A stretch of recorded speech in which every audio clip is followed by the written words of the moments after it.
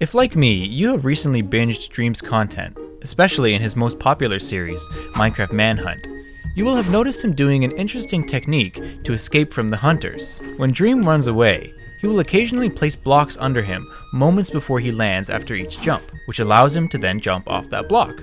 Kill him! Get him! Today, I'm going to take a look at why he does this and analyze if this is indeed the optimal method for escaping. The first thing one would assume is that this technique is faster than normal jumping.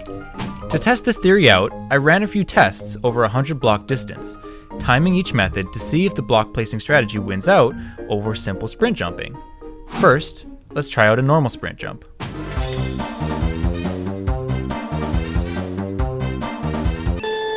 It took almost exactly 14 seconds to reach the other side. Next, I tried going the same distance, placing a block every second jump. In theory, I thought this would allow me to jump farther, as I would be jumping from a higher to a lower elevation.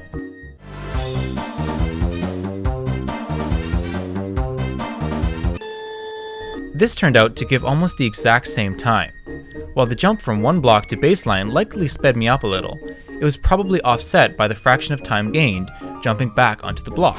This method turned out to offer no benefit to simple sprint jumping. The next method was to place a block underneath me on every jump.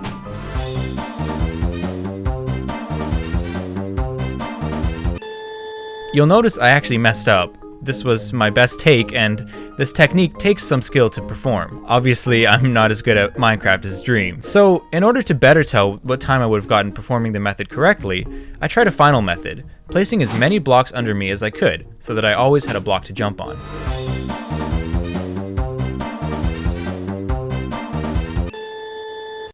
This method was only a fraction of a second faster than the original, and likely not statistically significant. Just think about it. If I'm jumping one block higher on every jump, it would be the same as just jumping on the same 100 block path, simply one block higher up. Just being higher doesn't make you faster. Okay, so on flat ground, it doesn't speed you up. So why else might Dream do this technique? Well, for one, he frequently jumps high distances that might cause fall damage. Taking fall damage will not only lead you to lose health, it also significantly slows you down, something that Dream cannot afford to have happen when he is inches away from 4 of his friends trying to kill him. Going through his videos, I can spot a number of times when placing a block underneath at the right moment saved him from taking fall damage. Still, Dream does this so often, and usually from heights not high enough to damage him, it would be hard to believe that this was the only reason for this technique. Another reason someone might use this technique is to avoid jumping on areas that may slow you down, such as soul sand or water, which Dream has repeatedly shown in his videos. In the end, it comes down to ensuring that the block you are jumping on won't slow you down in any way, creating your own clear path when one is not present. Throughout the Manhunt series, and indeed in many situations in Minecraft, the terrain is often unoptimal for running.